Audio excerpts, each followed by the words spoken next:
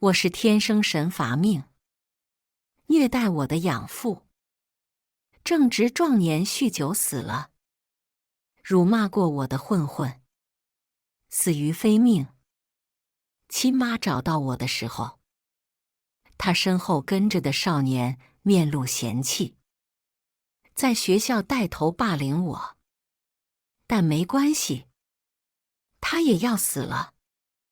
大家好，开始今天的分享之前，希望你能给人间烟火点个订阅，我将会分享更多优质的内容。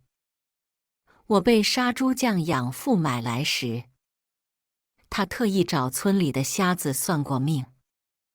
瞎子说我有沾雨，是神罚命，让我谨言慎行。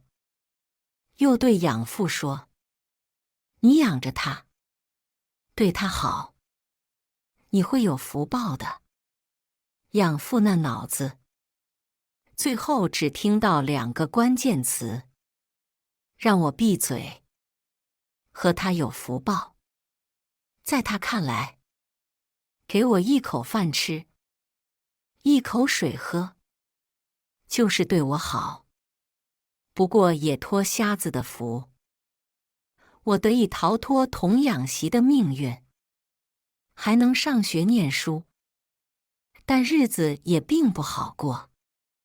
村里其他人不让自己孩子跟我玩，说我是灾煞星，和谁玩谁倒霉。养父一开始还辩解，后来索性把气撒在我身上。他喝醉了酒，就对我非打即骂。打完我又去看他圈养的猪仔，结果被几个猪仔拱来拱去，摔倒了，在床上躺了1个月。我跌跌撞撞的长到16岁，面相长开。村里的张媒婆这次甚至直接拿了彩礼定金来。丫头他爹，大壮家可是愿意出3万8的彩礼呢。这是5000定金。大壮年轻时因为犯事进去10年，现在出来了也死性不改。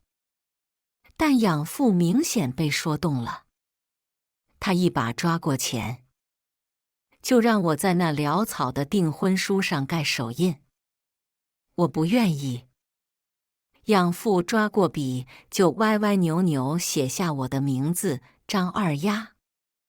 我手都快被扯断了，连忙说：“你松手，我自己按。”在养父和媒婆的逼迫下，我还是按下了那个红印子，只印红的滴血。迟来1步的瞎子知道后，摇头：“不可呀。张婆，他们8字不配。如果丫头嫁过去，大壮家必定鸡犬不宁，被当众拆台。”养父和媒婆脸色都不好，媒婆更是说我不识抬举，给我的福气都不要。养父抬手就要打我：“你个贱丫头，长得什么破命！”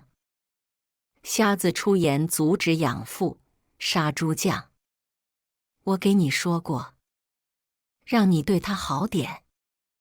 你这么对他，以后会遭报应的。”养父眼珠子滴溜一转：“瞎子，你不是说我对他好有福报吗？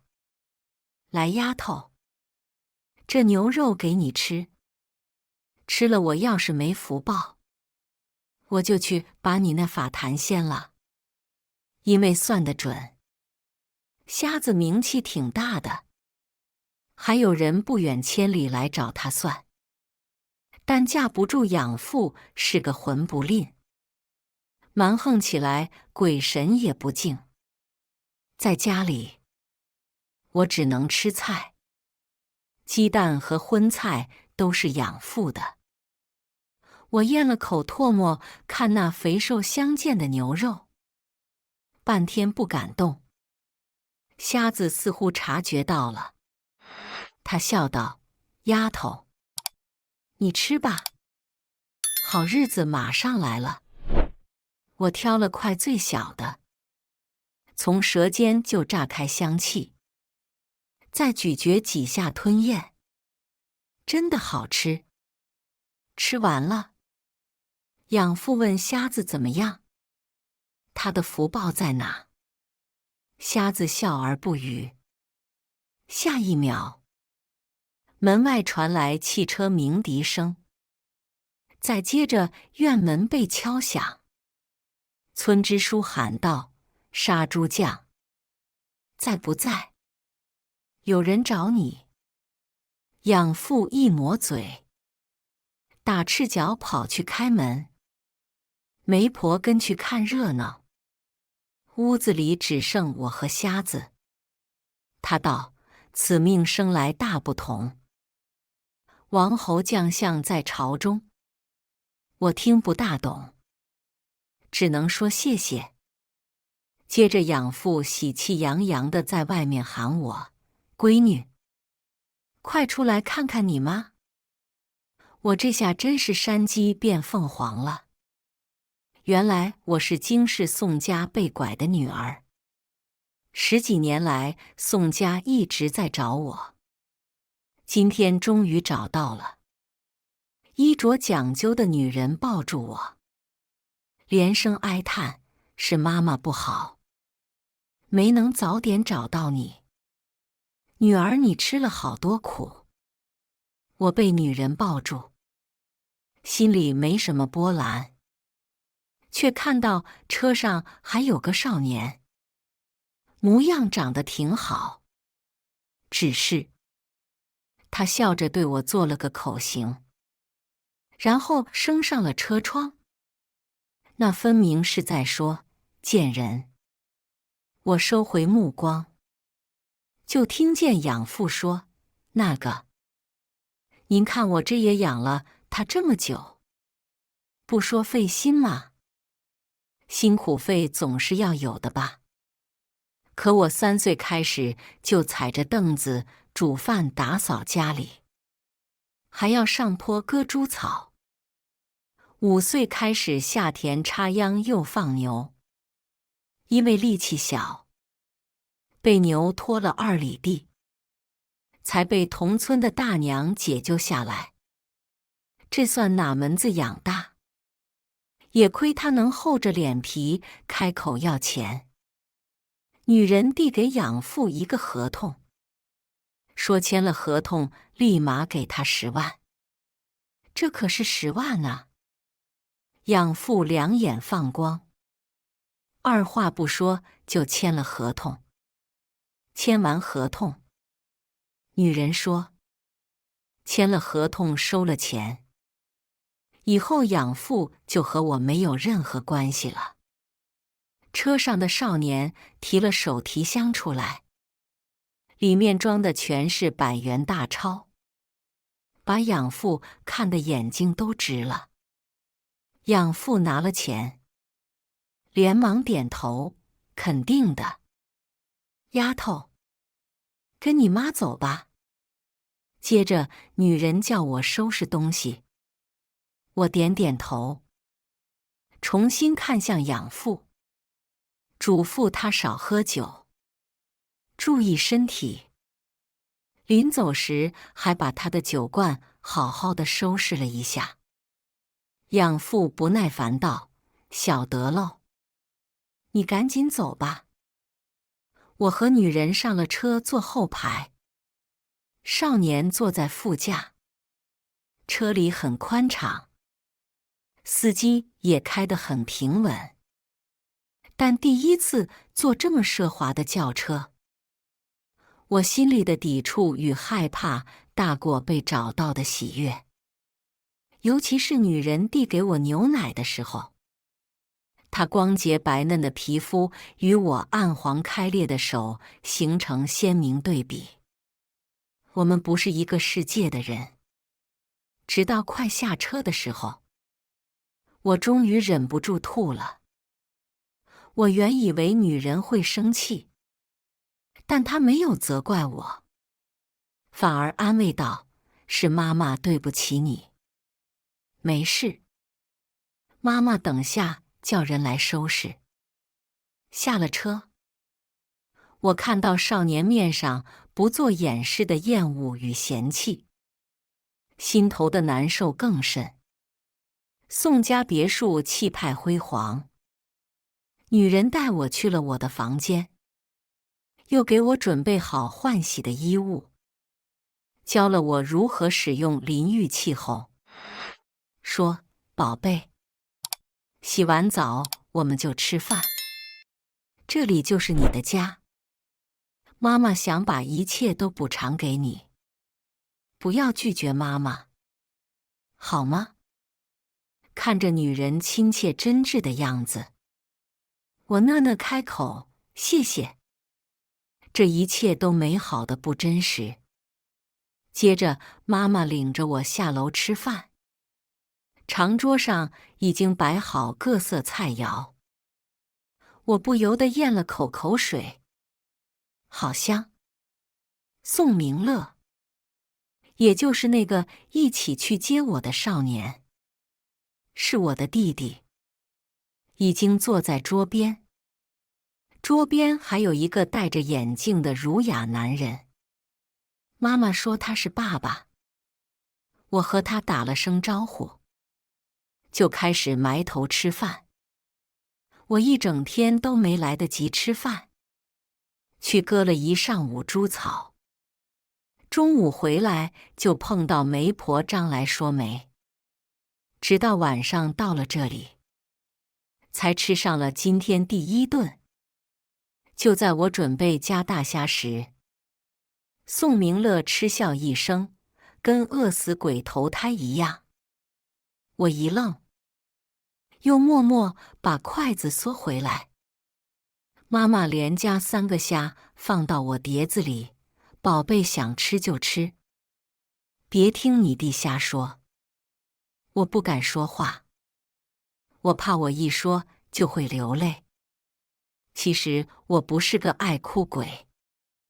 以前割草手指不小心被镰刀剜掉一块肉的时候，我没哭；被养父喝醉酒死命踹的时候，我也没哭。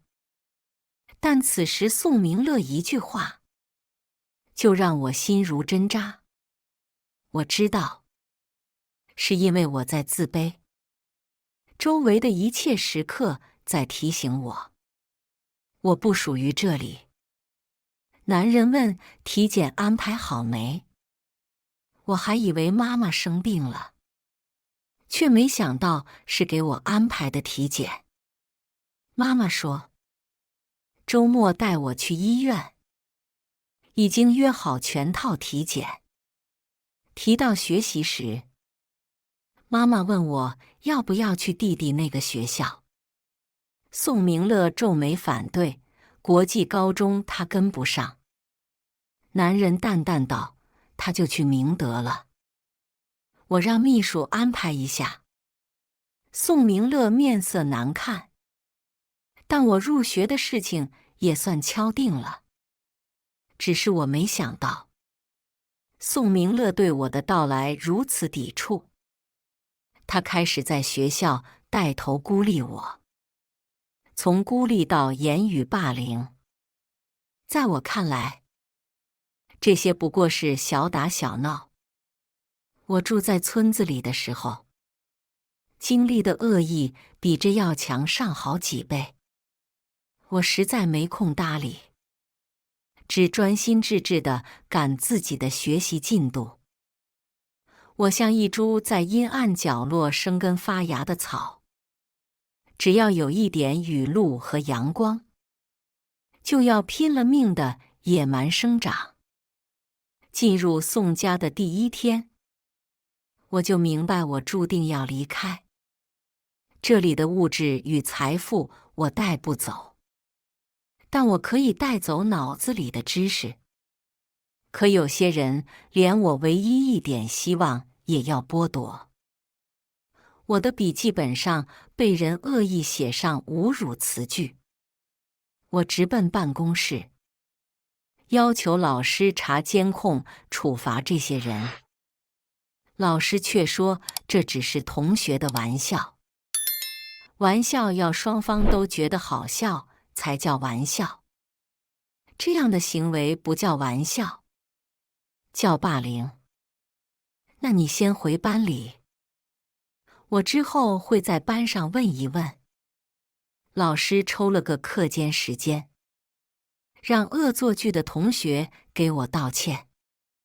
一片安静中，宋明乐突然站了起来，说：“不好意思啊，我不知道那是你的笔记本。”我在地上看到，还以为那是谁不要的草稿本，不小心划了几笔。接着又有几个男生也站起来，嬉皮笑脸的道歉。我把这当作宋明乐停战的信号，也不想多计较，于是点头，希望你们以后不要再这样了。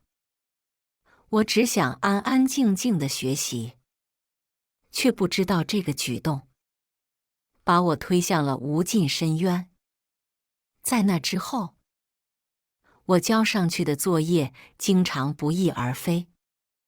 活动课上，篮球、羽毛球长了眼睛一样往我身上飞。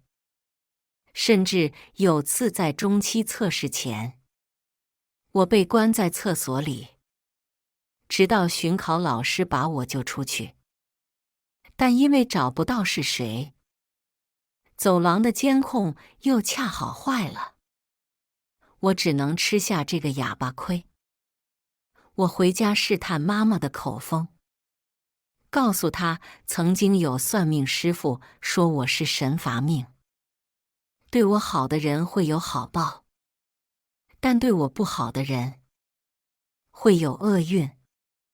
妈妈愣了愣，笑道：“竟然还有这样的事情吗？”然后转了话题，问我有没有按时吃药。得到我肯定的答复，他才拉着我的手说我是乖孩子。之后，宋明乐的报复竟然诡异地平静了几天，但已经晚了。神罚降下时，无人能幸免。又是一节活动课后，我被老师喊去放器材，最后一个回到教室，却看见很多人都围在我的位置上，议论纷纷。看到我，那些人齐刷刷道：“就是你！你竟然敢偷东西！”什么？我看到自己的书包被翻得彻彻底底，里面的笔记本、药瓶和卫生巾都被翻了出来，洒了满地。而另一边，还有一群人围着一个女生在安慰：“没事，东西找回来不就行了？我们会给她一个教训的。”那个女生在班上人缘很好，家境不错，而且和宋明乐的关系也好。我看着众人拙劣的演技，心底不由得觉得好笑。而作弊上官的宋明乐隔着人群与我对视，颇为挑衅。我拨开人群，走到那个女生面前，问道：“首先，你东西什么时候不见的？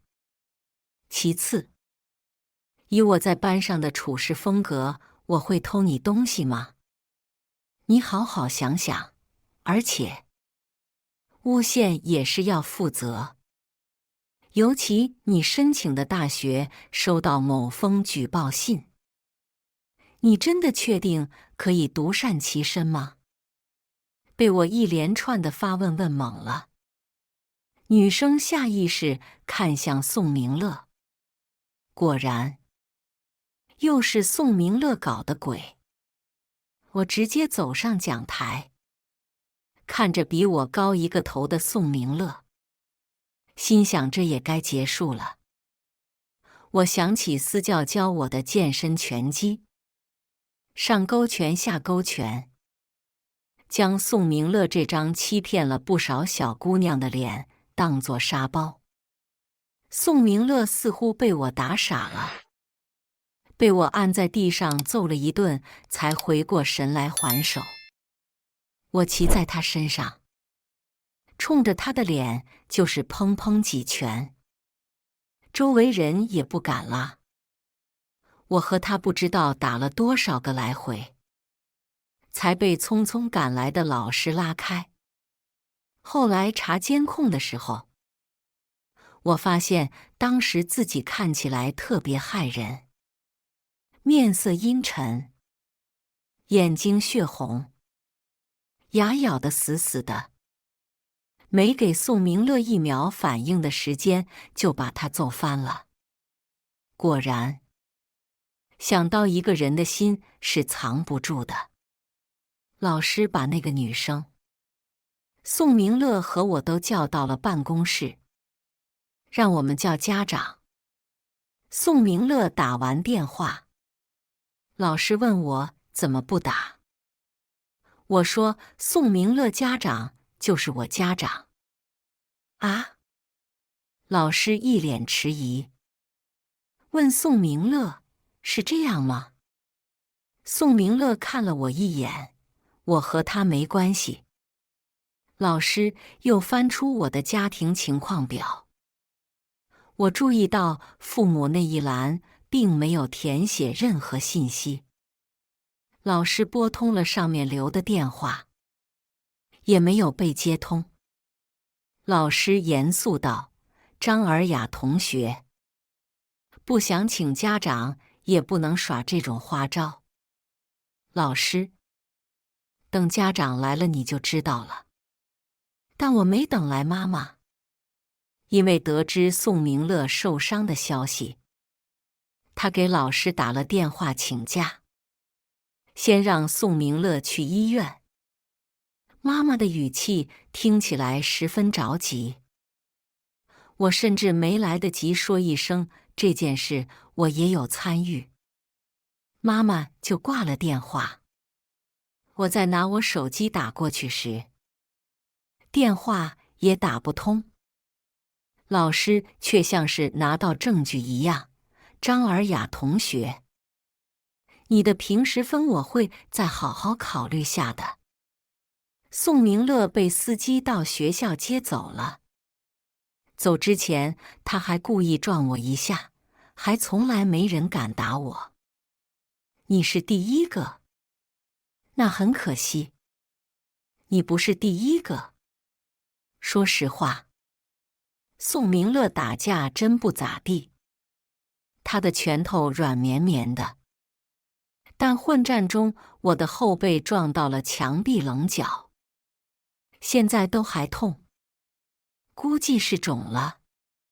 老师去安抚那个女生，女生大概是被我说的话打动了，说到最后只说是自己不小心把东西掉到我的书包里，东西找回来就好了，她不追究我的责任。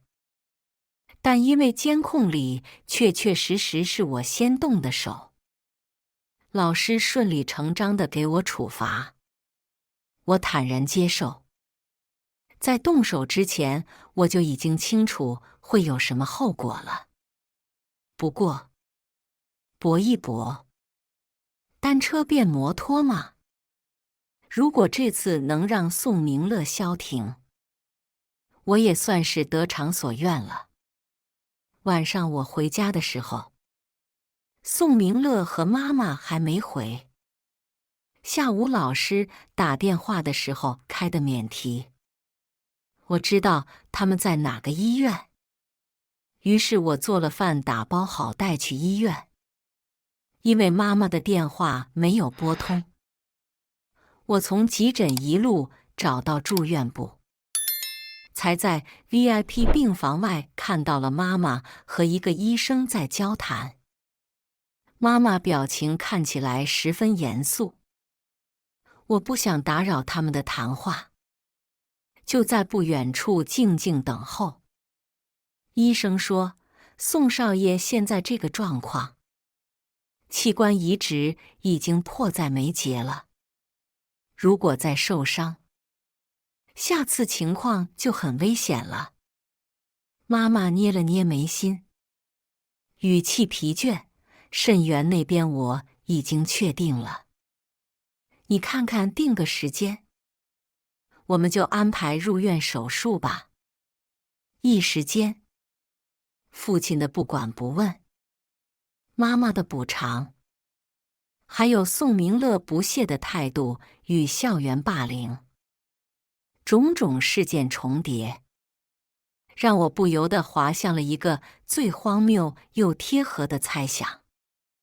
我打开手机，输入了药瓶上我烂熟于心的英文，查到的药物名字是一类护肾片。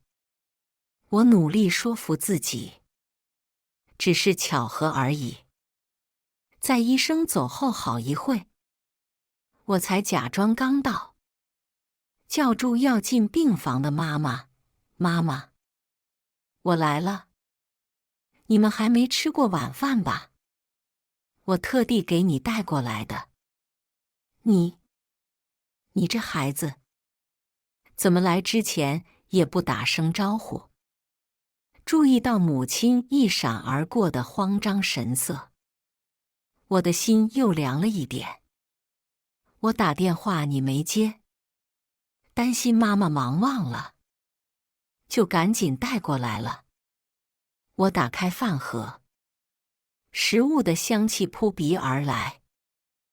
我给妈妈盛了一碗玉米排骨汤放凉。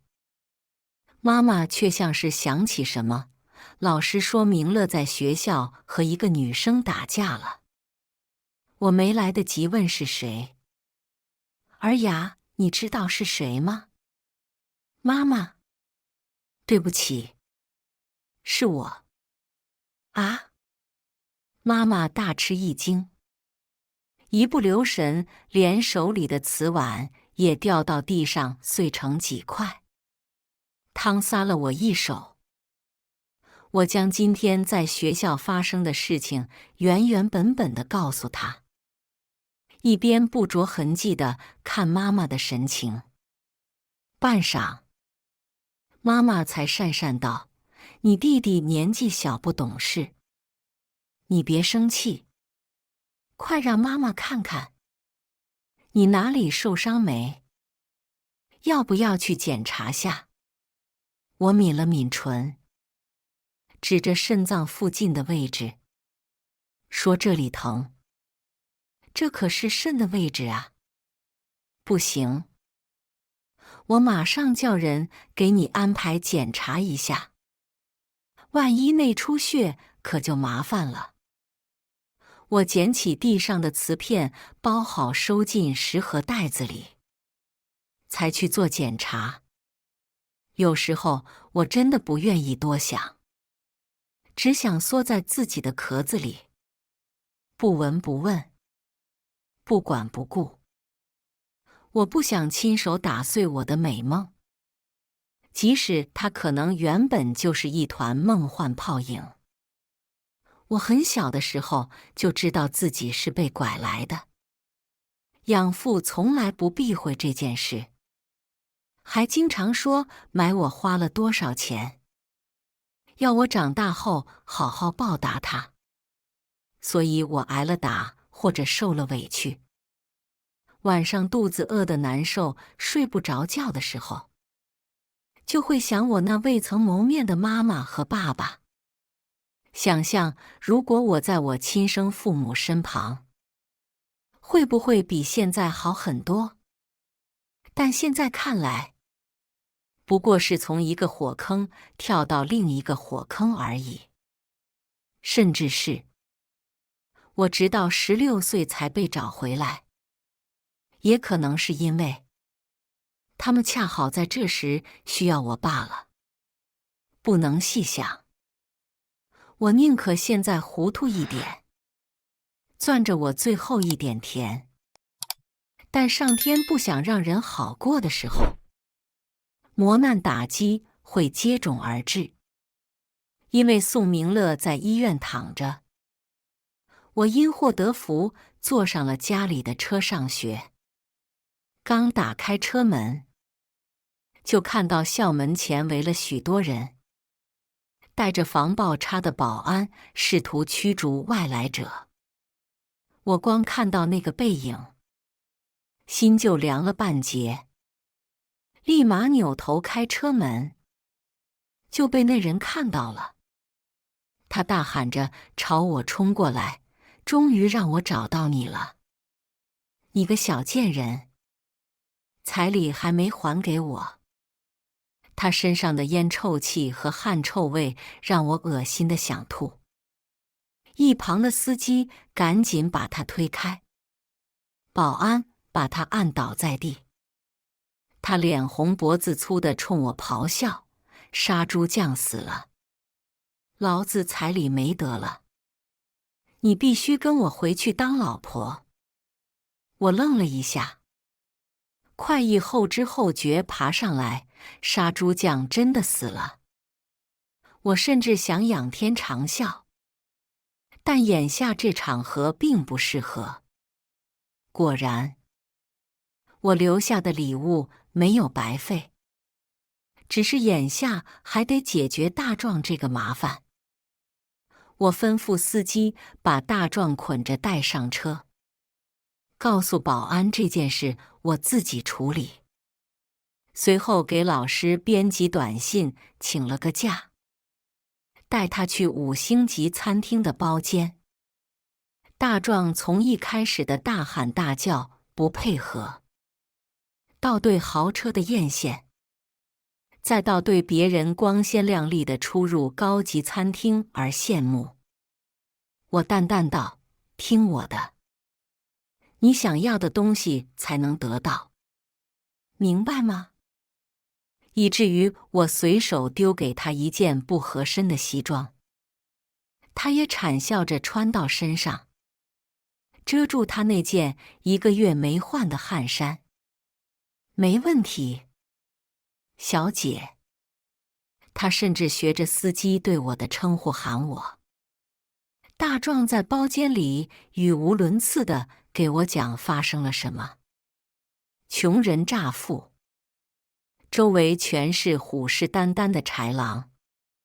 杀猪匠被邀请去打牌喝酒，对方想方设法从他手里掏钱。他挥霍完手头的钱，想再找宋家要，就和大壮一起半夜去村支书家，把村支书家翻了个底朝天，找到了村支书寄东西给宋家的地址。可还没来得及上宋家要钱，他就因为被讨债的催烦了，躲家里喝酒，酗酒喝死了。上门讨债的人来，才发现他尸体都臭了。大壮在杀猪匠死后，拿着简陋的订婚书来京市找我。我看着上面歪歪扭扭的张二丫和红的滴血的指印，无比刺眼。他们都在提醒我一个事实：那些被我刻意遗忘的东西，会永远存在，成为我心里梗着的那根尖刺，经年累月取不出，只会越扎越深，越刺越痛。更讽刺的是，大壮本想直接去宋家，但因为富人别墅区物业管得很好，他没办法混进去，在周围蹲守了几天。听说这里的孩子大部分都在明德国际高中，才又辗转到明德碰运气。我把大壮安排在一家宾馆里，告诉他什么时候出来，他才能出来。很快，妈妈还是知道了大壮这件事。她担忧地抚摸我的头发，问我要不要暂时休息一段时间。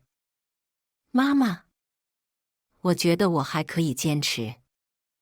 妈妈红着眼睛说：“都怪妈妈没有处理好，让我的宝贝受到伤害了。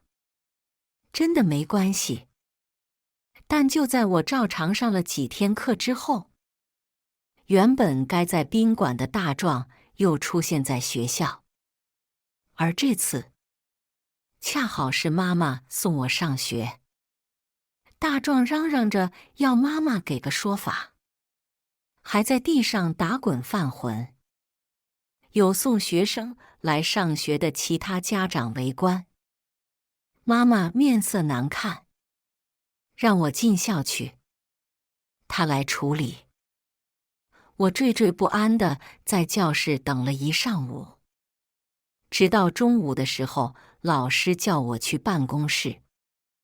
妈妈换了身衣服，在办公室里等我，握着我的手，低声说：“妈妈不想你在学校遭受非议，所以我现在安排你暂时休学，好吗？”我眨眨眼睛，看着妈妈的脸，笑道：“都听妈妈的。”一旁老师大气都不敢出，只说我在学校表现得很好，就是没想到我还真是宋家的孩子。因为我来这个学校是秘书安排的。秘书和老师对接的时候，只说的是宋家资助的贫困学生。妈妈解释是因为户口的问题没有解决，所以只能暂时以这个名义在学校。妈妈，我知道，能上学就已经很好了。我知道，你们没打算认我。最后一点幻想，在这一刻也被彻底打碎。我被带回了宋家，在家里照常是家庭教师、私人教练以及每天的苦药。偶尔宋明乐也会在家，只是他现在看到我，除了眼里隐隐有摄人的意味外，竟然不找我麻烦了。那种感觉像是被毒蛇盯上。我提出想要散心，佣人却拦住我说外面不安全。次数多了，我也就明白了，宋家人打算囚禁我，直到换肾的时候，在见到妈妈的时候，我知道最后一次术前检查到了。在走进医院之前，我抓住妈妈的衣角，泣不成声：“妈妈，我不想换肾。”妈妈神色一僵，周围的人围上来挡住试图逃跑的我。妈妈挥退其他人，说要和我单独谈谈。她今天没化妆，眼底一片青黑，脸上也有许多皱纹，看起来神情疲倦。宝贝，妈妈对不起你，宋家对不起你。可是妈妈只有明乐一个儿子啊，当年丢了你，我自责无比，甚至因此流产过一次。后来好不容易有了明乐，但他又身体不好。你可怜可怜妈妈和弟弟吧，宋家不能绝后啊。只要你愿意，以后宋家产业的股份都有你的。物质上我们绝对不会亏待你。你想出国，我们就送你去。以后你的一切我们都不会干涉。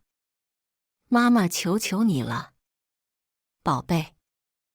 口口声声叫着宝贝，但我的名字还是张二丫的谐音张尔雅。看着声泪俱下的女人，我说不出到底什么滋味。我想质问她，凭什么宋明乐才叫后？凭什么宋明乐有需要了才找回我？如果不是因为宋明乐，我是不是被丢一辈子也不会有人记得？女孩的命不是命吗？但我却没有把这些话说出来，只是低声问女人：妈妈，你还记得我的神罚命吗？谁对我不好，他就会遭报应；谁对我好，他就会有好运。妈妈，你是真心对我好的吗？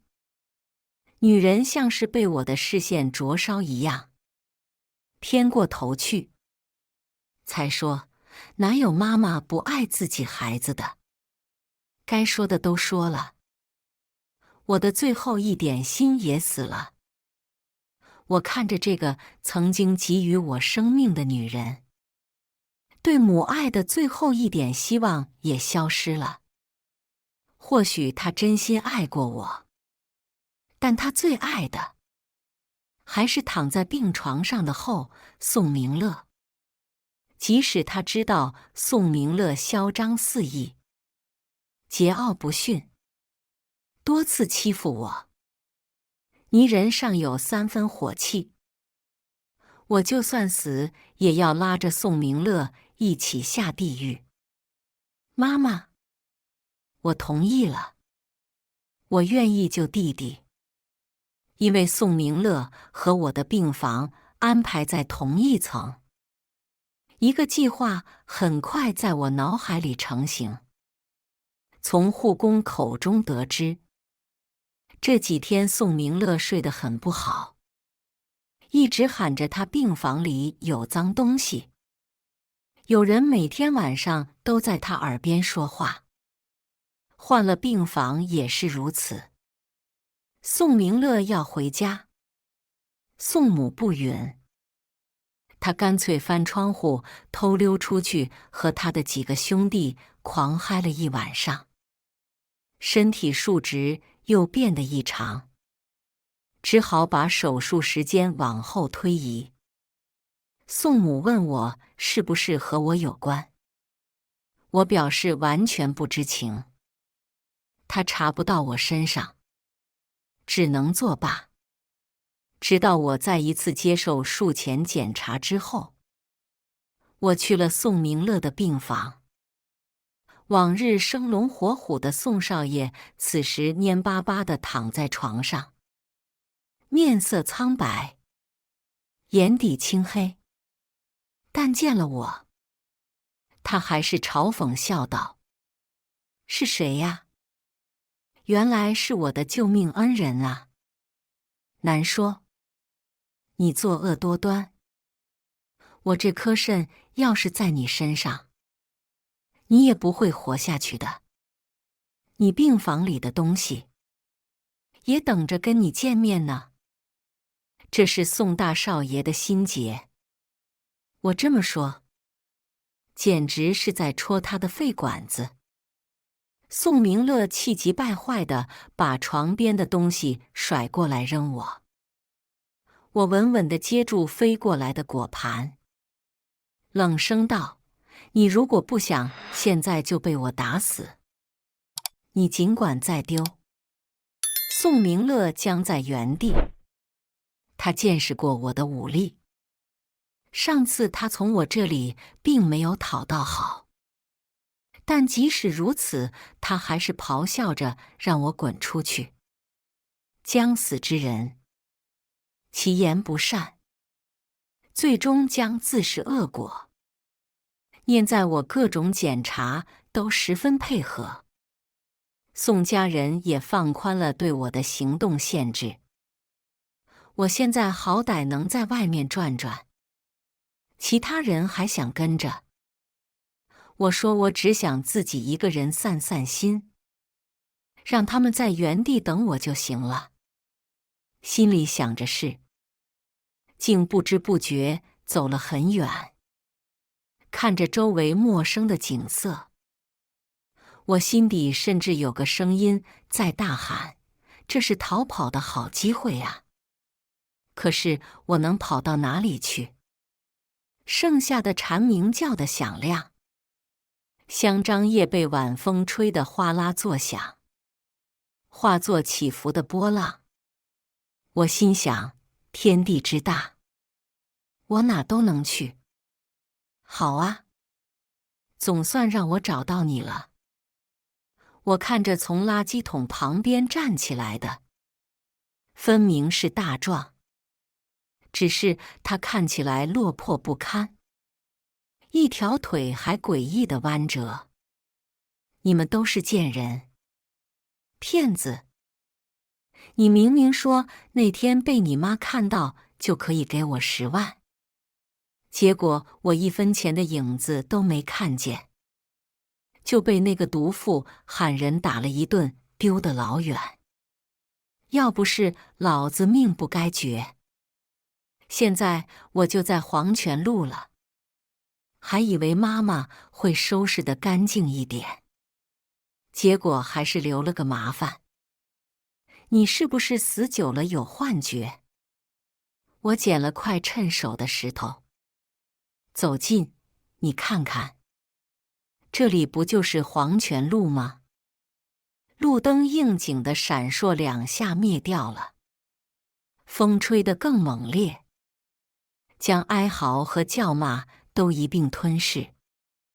我哭着跑出去，衣衫凌乱，神情慌张，救命！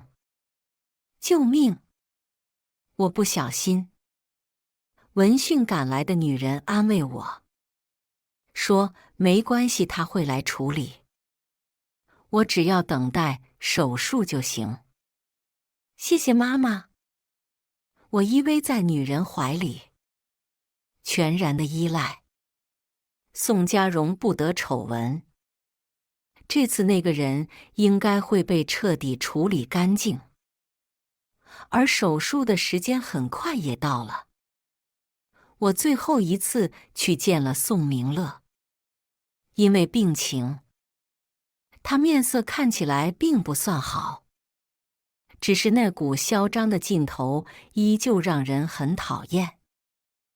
我在他耳边悄悄说：宋明乐，一路走好，移植手术很成功，72小时的危险期眼见要度过了。连宋父都在百忙之中抽出时间来看他的后，大家的注意力都在宋明乐身上，没人留意我，如同阳光不会照到阴暗角落的苔藓一般。我从医院溜回别墅，手术的异样感还是很明显，但是我情绪高涨。想想时间，宋明乐那边也应该快到了。在宋明乐的病床下，我安置了骨传导的耳机，里面循环播放一些有趣的声音。科学研究证明，人死前最后还停留的是听觉，它马上会成为他最害怕的东西了。我带着我的东西离开了宋家，也毫不客气地带走了宋母曾经送我的珠宝包包之类的物质，没吃完的药也一并带走。而医院那边，宋明乐原本平稳的体征一下急转直下，宋明乐被送入抢救室急救，但因为排异反应剧烈，移植肾功能丧失，无可挽救，最后死在了手术台上。没有人知道他最后看到了什么，只知道他当时瞳孔剧烈收缩后，心脏骤停，得益于之前在宋家学过的内容，加上我学习能力很强，四处辗转打零工，也能生存。春天永远不会消失，如同你知道河水结冰后还会再流淌。当凄风苦雨赶走春天之后，我的人生才刚刚开始。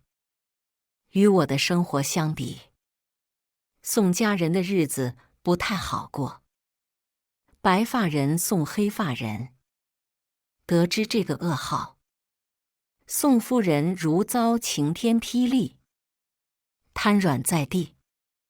宋父默不作声，看了眼人老珠黄的妻子，心想是不是该离婚了。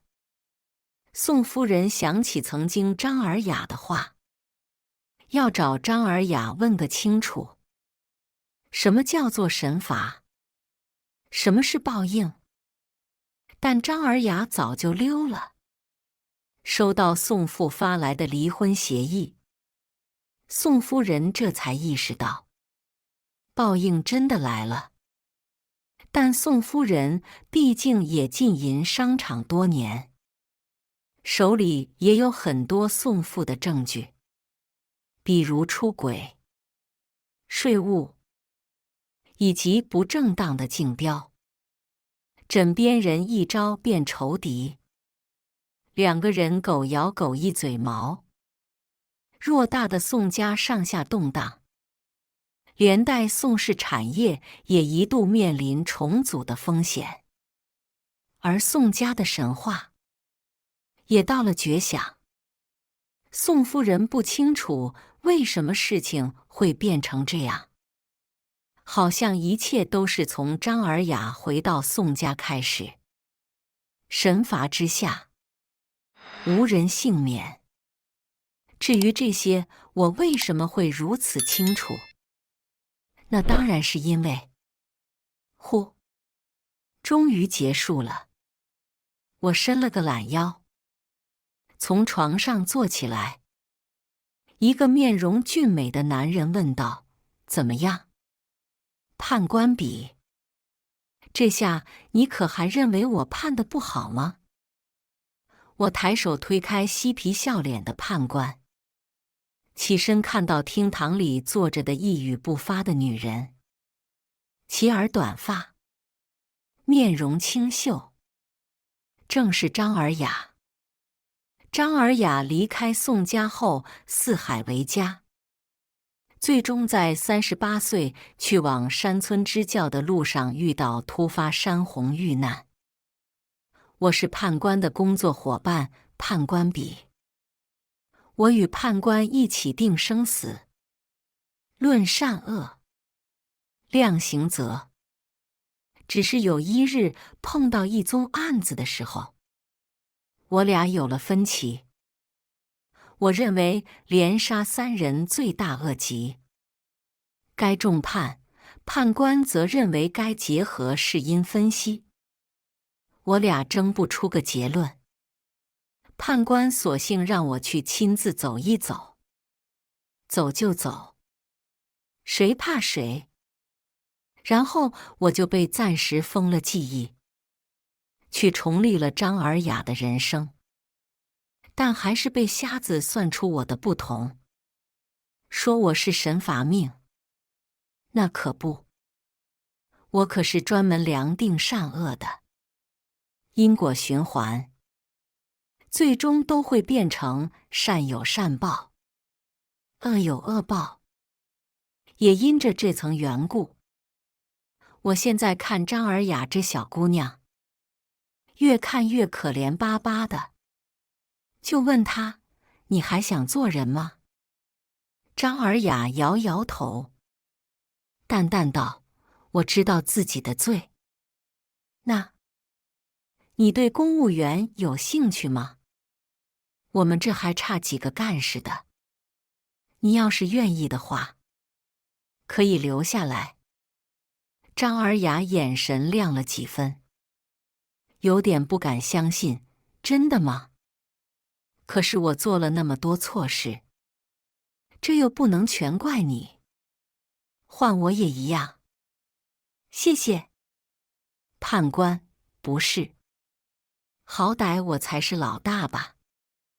怎么没人问问我的意见呢？这不是在问吗？反正你也会同意的，对吧？判官大叫：我同意还不行吗？你把我的深海珊瑚放下，那是我好不容易才从龙王那要来的。我回头俏皮地和张尔雅眨眼，说道：计划通。好爷。张尔雅上任后辅助我处理事务，而我因为旷工积累了一堆事情，索性拿出来一起处理。卷宗打开一看，还都是熟人。第一个是杀猪匠。杀猪匠杀孽重，贪财好色，吃喝嫖赌，功不抵过，经量定。张尔雅高声宣布，地狱服刑100年后入畜生道，为猪食事。杀猪匠在台下痛哭流涕，恳求张尔雅。张尔雅高高在上地俯视他，冷眼看着他被拖走。第二个是大壮。大壮因过失杀人，吃喝嫖赌，贪财好色，几乎无功，经量定，地狱服刑200年后入畜生道，为蟑螂食事。知道自己的下场后，大壮看着张尔雅，甚至求都不求一句，面色灰败地被押走。接着是宋明乐，校园暴力的发起者，从小就惹是生非，天生坏种，同样只能被投入畜生道。宋明乐害怕极了，跪在地上，哀求说自己会改，发毒誓。张尔雅依旧没什么触动，只提醒了一句：你现在已经下地狱了，这里的誓言会应试。宋明乐吓得捂住嘴，憋不住的惨叫，但依旧得去服他的刑。我问张尔雅感觉怎样，他叹了口气，说已经没什么感觉了，谈不上恨也说不上怨，毕竟因果循环。若不是我破格录用他，他的下场也和他们没区别。这我可不同意了。仔细给他分析，他们那是罪有应得。但你不一样，执念一成难消。世间最难的就是与自己和解，但眼下你执念全无，也和自己和解了，而且是我们地府下一届预备的优秀员工，万不可妄自菲薄呀。张尔雅眉眼温柔道：我听到了，谢谢你。嘿嘿。我揉揉有些发红的耳朵，感谢我的话，就替我多加一点班吧，嘿嘿。好。行善举，善缘未至，而恶果远矣；行恶举，恶报未至，而善缘远矣。以上就是今天分享的故事。大家有什么想说的、想吐槽的，欢迎在下方评论交流。也更希望能给人间烟火点个订阅。我将会分享更多优质的故事内容。